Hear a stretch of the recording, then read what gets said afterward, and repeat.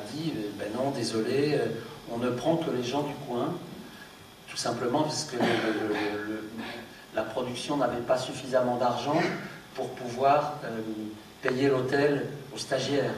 Donc on recrutait les stagiaires parmi les gens du coin. Et donc j'ai menti, j'ai dit mais je suis du coin, je suis du coin. J'étais arrivé la veille, c'était la première fois que je mettais les pieds à Florac, et donc voilà, bon, au-delà, ils s'en fichaient complètement de ça. Donc j'étais au camping, et c'est comme ça que j'ai été engagé pour un stage qui a duré bien 5 mois, où j'ai fait les tâches ingrates que font les stagiaires. En l'occurrence, c'est un film d'époque, il fallait mettre du chaume ou de la paille sur les toits pour cacher les tuiles et tous les éléments modernes, cacher les poteaux télégraphiques par des arbres, enfin ce genre de choses. Voilà, et puis c'est vrai que tout naturellement, 2 ans plus tard, quand Alio a fait un autre film, il m'a proposé d'en être, et puis le film suivant encore, Moi Pierre Rivière, où cette fois j'ai été premier assistant. Donc voilà, j'ai grandi un peu grâce à ce cinéaste qui m'a fidèlement permis d'avancer. Oui, mais tu ne nous as pas dit pourquoi lui, pourquoi René Alliot et pas un autre. Enfin, pourquoi C'est un mélange d'opportunités, un tournage qui se passe juste après mes examens de première année, et en même temps un nom dont j'ai entendu parler, j'ai vu La Vieille Dame Indigne, son premier film, qui m'a que j'ai beaucoup aimé, donc voilà, ça aurait pu être... c'est vrai que je suis attaché à cette idée que le documentaire peut raconter des histoires. Quand beaucoup de gens considèrent le range du côté du reportage et du journalisme, comme quelque chose qui ne pourrait pas échapper à une démarche ou une veine didactique. Et à la question du sujet, c'est une question qui m'intéresse beaucoup. On définit presque toujours le documentaire par son sujet. On dit toujours c'est un film sur telle chose, sur une usine, sur la région de Clermont-Ferrand, sur bref, qu'importe, mais la plupart du temps, on définit un documentaire, on en parle, on le décrit par son sujet. Et moi, j'ai le sentiment qu'on peut déplacer un peu le curseur et considérer que le sujet, c'est peut-être pas le plus important dans un documentaire. Et, alors, je tiens à préciser que je parle là pour moi. Hein, je ne donne pas des... chacun, je l'ai dit ce matin en commençant, mais je crois que c'est à chaque cinéaste d'inventer ses outils et de forger ses propres outils. Mais en ce qui me concerne, j'ai le sentiment que, oui, le documentaire peut un peu échapper à cette emprise de la question du sujet pour travailler autrement, pour peut-être raconter des histoires, en s'approchant du territoire de la fiction par différentes manières.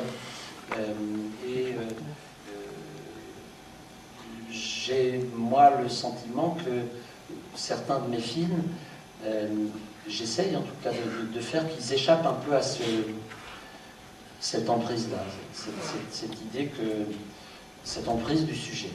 Quand on a un sujet, au fond, il s'agit la plupart du temps, il faut le traiter. Il faut traiter un sujet. Et moi, j'aime bien parler plutôt moins du sujet que d'un projet. Un projet, c'est la promesse de quelque chose. C'est la promesse que quelque chose va advenir en cours de route, va se passer entre celui et ceux qui filment et celui ou ceux qui sont filmés. Ça veut dire que quand on est solidement ancré du sujet, comme c'est ce qu'on vous demande quand on fait un film pour la télévision. Au fond, le cinéaste commence d'abord par se documenter. On fait des documentaires, ça vient de là. Il s'agit d'abord de se documenter et d'apprendre, et d'engranger un savoir, des connaissances, qu'il va s'agir ensuite de reproduire dans le courant du film. Et moi, j'essaie de faire mes films non pas à partir d'une accumulation de connaissances, d'un savoir constitué ou livresque, mais plutôt à partir et avec mon ignorance, à partir de mon ignorance et mon envie peut-être de comprendre des choses du monde, de comprendre ce que je fous là, de comprendre qui je suis aussi, et de comprendre peut-être in fine pourquoi j'ai été attiré par cet univers-là, au point de vouloir y consacrer 3 ans de ma vie et de faire un film là, dans cet endroit. Donc, je ne sais pas si j'ai... Je ne sais plus ce qu'était votre question.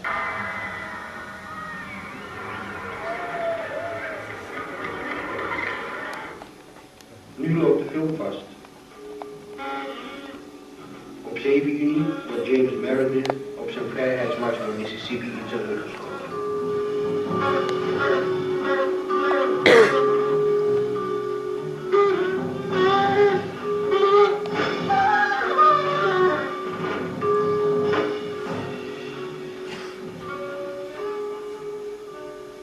Vandaag, zondag 9 juni, wordt Herman wat hij moet wezen.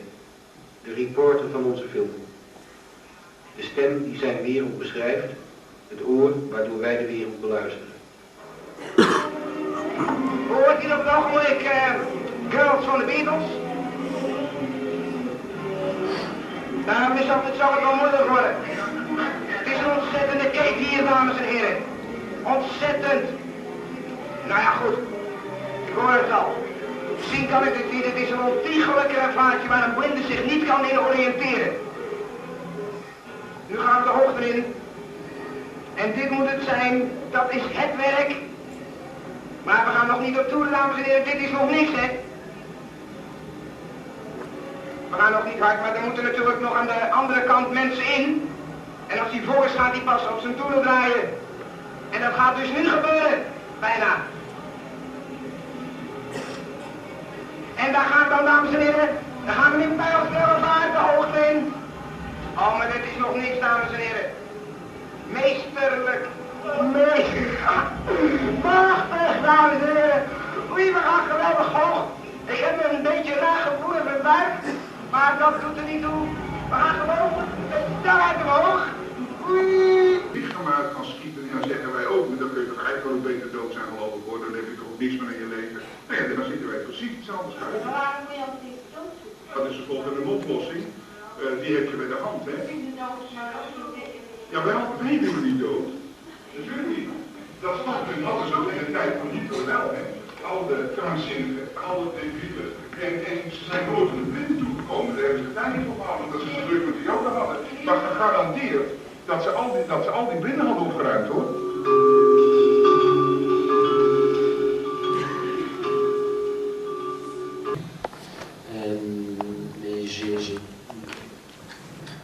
J'ai été très bouleversé par ce film quand je l'ai découvert, comme beaucoup de gens.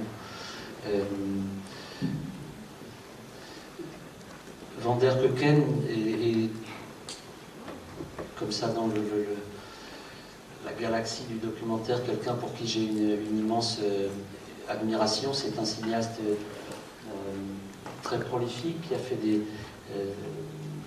vraiment qui n'a cessé de chercher du côté de la forme justement cette chose qu'il nous dit à la toute fin et qui est très, très belle, un peu provocante. Herman est une forme, au revoir, adieu, chouette petite forme. C'est quelque chose que je trouve très, très fort, qui pose la question de l'après. fait quand on fait un documentaire. On filme des gens dans leur quotidien ou sur leur lieu de travail, enfin bref. Et puis un jour on s'en va, on les quitte et on va on va faire un autre film peut-être, et puis on laisse derrière nous les personnes qu'on a filmées et qui vont se retourner vers leur vie de tous les jours. Et cette forme d'abandon, c'est pas rien, c'est compliqué. Ça sera d'ailleurs c'est un peu le sujet de Retour en Normandie qui passera tout à l'heure. Peut-être j'en dirai un mot plus tard, mais qui est un film vraiment sur... donc une des questions, c'est celle-là, c'est l'après. Qu'est-ce qu'on laisse derrière soi quand on fait un film? Et là, dans ce film, Van der Keuken le dit, voilà, on va faire un autre film, on va aller en Espagne et... La manière de filmer les gens et aussi la manière après au tournage de construire une narration. Et tout ça vient de là et c'est exactement ça. Je ne suis pas du tout surprise qu'il ait choisi Johan Van der Keuken parce que d'abord c'est un très très grand cinéaste et en plus je trouve que Nicolas va dans le même sens dans son travail.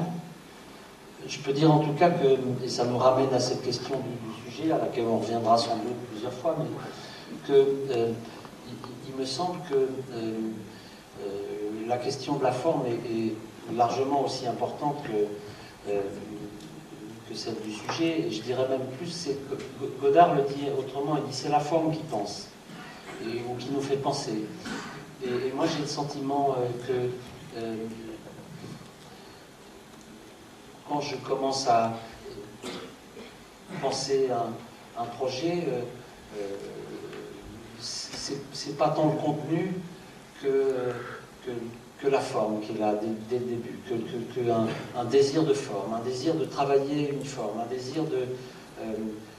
je ferai plus tard un film qui, d'une certaine manière, fait un peu écho à l'extrait qu'on vient de voir, un film sur les sourds, le pays des sourds, et ce qui va m'amener, peut-être on le développera, ce qui va m'amener à faire ce film au sein du monde des sourds, c'est bien précisément que la manière de s'exprimer des sourds, la langue des signes, est quelque chose qui travaille le langage du cinéma, la grammaire du cinéma, qui la met à plat, qui l'anéantit, qui la pulvérise, qui la bouscule en tout cas. Le cahier du cinéma sur lui, c'est un livre magnifique. C'était aussi un grand photographe, donc il y a beaucoup de photos. Et voilà ce qu'il dit sur la forme. Je peux lire ça, c'est très court. Hein. Il est difficile de comprendre que dans un film, quelqu'un n'est que forme, qu'il ne peut vivre qu'en relation avec d'autres éléments du film. Nous avons uniquement ce qui se trouve sur l'écran. Mais en dehors du film, cette forme vit comme un être humain, une personne qui cherche peut-être une forme. C'est bien cette ambiguïté-là. C'est pour cette raison que j'ai dit dans Herman's Lobe, L'enfant aveugle 2, tout dans un film est une forme. Herman est une forme. Et je dis aussi, à présent, nous allons tourner un autre film en Espagne. Nous laissons tomber Herman. C'est un problème lié à un type de travail cinématographique, le fait de laisser tomber constamment les gens. C'est la grande différence avec le cinéma de fiction, peut-être la seule différence de principe. Il n'y a pas l'acteur qui dépose son masque quand il rentre chez lui. Et que simplement en décrivant la structure, quelque chose va apparaître, quelque chose va se révéler de soi. Et il me semble que dans La Voix de son maître, c'est la structure du langage, mais on pourrait dire aussi la structure de la posture, de la gestuelle, du choix du décor. Il y a quelque chose là dans cette structure qui va, et c'est pour ça que la durée est importante, il faut que vous sachiez que le film dure 100 minutes, et donc que chaque entretien, alors je ne sais pas la durée exacte de chaque entretien, mais enfin vous allez voir, il dure un certain temps, et qu'effectivement, dans cette durée du discours et de la représentation, quelque chose va se révéler. Et ensuite, évidemment, par écho, par effet de montage, un discours, un autre discours, et des contrepoints qu'on verra après. Voilà. Et là, je pense qu'il y a quelque chose qui a à voir avec ça, dans cette manière de faire du cinéma. qu'on va retrouver d'une autre manière chez un cinéaste comme Depardieu. C'est-à-dire, il ne s'agit plus d'avoir un point de vue a priori sur un sujet, ou ce qui va amener, notamment, comme tu l'évoquais, d'être du côté des victimes, par exemple, ou de ceux qui en souffrent, mais de dire, ben non, on va filmer, et quelque chose, en le filmant d'une certaine manière, va se révéler. Voilà. Ça, c'est quelque chose, en plus, assez français, je dirais, du documentaire français. C'est pour ça que je faisais le lien aussi avec des penseurs français comme Roland Barthes ou Foucault. Donc Roland Barthes plus sur le langage, lui, mais il y a beaucoup de questions de langage dans ce film. De paroles, mais aussi de langage. Foucault, d'ailleurs, écrira un petit texte sur ce film, hein, sur la voix de son maître. Donc ça confirme mon hypothèse. Je ne connaissais pas. Donc, Didier, ben voilà, parfait, magnifique.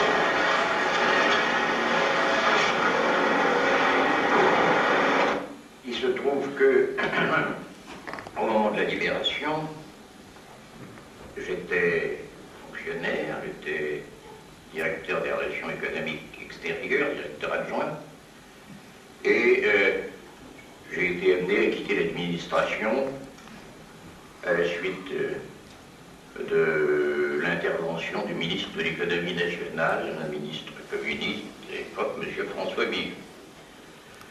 Son successeur m'a demandé de rester, mais j'avais d'ores et déjà compris que mon destin n'était pas dans l'administration. Je suis donc parti et j'ai créé une petite société qui n'était pas destinée à faire du crédit à l'époque, qui était destinée, enfin à faire du crédit aux particuliers en tout cas, qui était destinée à prêter de l'argent aux gens qui importaient des matières premières de l'étranger et qui réexportaient des produits finis. C'était une petite affaire au capital de 10 millions d'anciens francs et qui au début comportait 12 collaborateurs.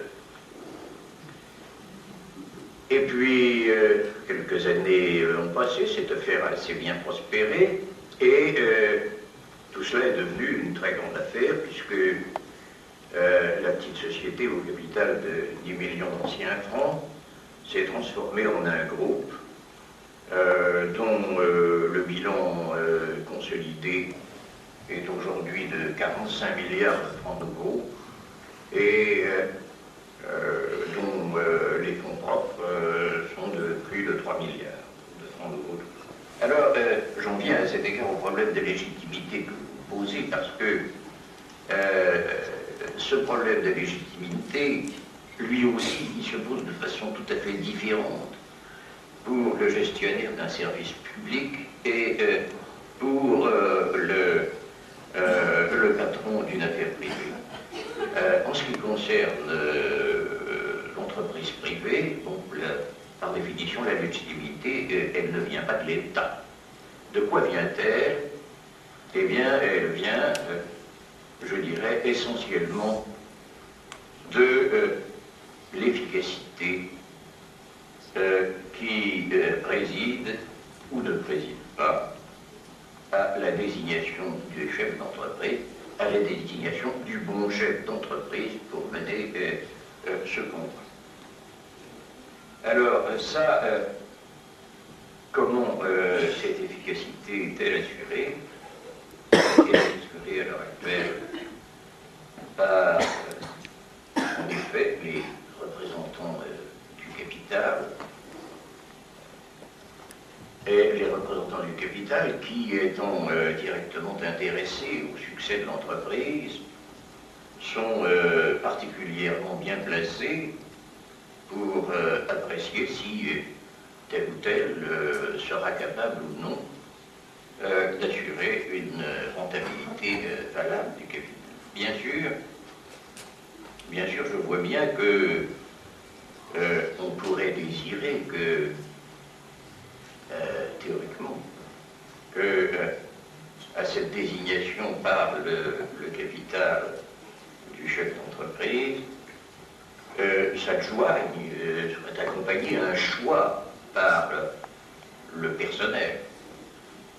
C'est une idée théoriquement séduisante. Je la considère pour ma part pratiquement absolument invivable.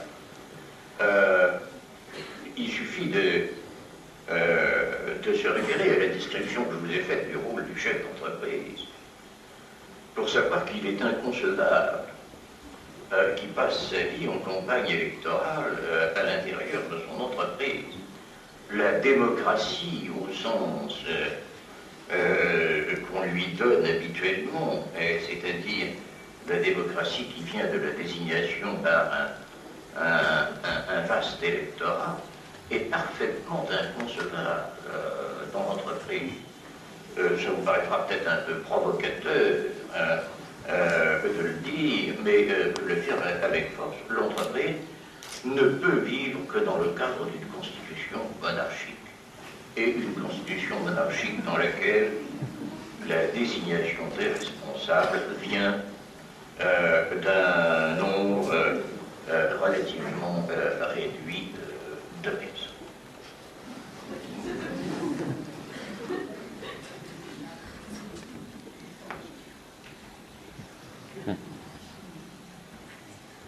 Dans la République, la liquidité appartient au peuple. Dans une entreprise, c'est pas tout à fait la même chose. Pour le moment, elle appartient encore aux actionnaires. Y aurait-il d'autres légitimités possibles? Avant de se poser cette question, il faut se demander comment les actionnaires, ou comment, au fond, l'appareil, la technostructure, interprète cette légitimité. Alors, je suis mal placé pour vous dire qu'elle l'interprète en choisissant le plus apte, en choisissant le meilleur, je suis très mal placé, mais au fond de moi-même, c'est ce que j'aime penser. C'est quand même la pensée la plus agréable et plus logique. Le meilleur pour quoi faire? Le meilleur pour gérer l'entreprise dans le sens que j'ai dit. C'est-à-dire pour la gérer du mieux possible, en faveur de ses actionnaires, en faveur de son personnel, en faveur de ses clients. En disant cela, je vous offre moi-même la porte à une question. Est-ce que, dans ces conditions, il est normal, puisque la gestion doit être bonne pour les actionnaires, le personnel et les clients, que les actionnaires soient seuls à choisir, à travers le conseil d'administration ou toute autre procédure, à choisir le chef? Est-ce que le personnel ne doit pas intervenir? Les hommes et les femmes qui travaillent dans l'entreprise sont en droit de se poser une question. Est-ce que le pouvoir qui existe dans l'entreprise est légitime ou pas? C'est comme ça que se pose le problème. Alors, il faut, pour donner...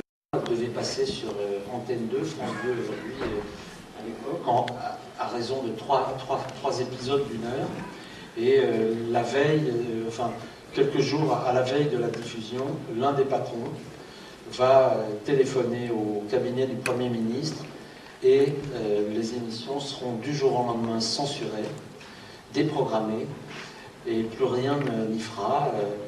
Même l'arrivée au pouvoir de la gauche en 81, et malgré une direction de chaîne renouvelée, très favorable à cette idée-là, ça passera jamais. Ça passera jamais. Ça n'est jamais passé. Le film a été censuré par la droite, interdit par la gauche après. Bref, ce film n'est jamais passé. On a souvent, en toute modestie, comparé notre démarche à celle de certains peintres qu'on appelle les peintres de cour, comme Velázquez ou Gainsborough, des gens qui ont peint des princes, des rois, des papes, des puissants, et qui s'attachaient, comme on l'a fait nous, à laisser au modèle le choix du lieu, le choix du costume d'apparat dans lequel il voulait être présenté. De sorte que le puissant qui est peint, il y a une part d'autoportrait, il choisit d'apparaître avec deux lévriers ici, des tissus, des drapés, des draperies, etc. Dans telle pose, il se décrit lui-même. Et souvent, quand on regarde cette peinture, Velázquez, Gainsborough et ces peintres de cour, on a le sentiment qu'il y a une dimension...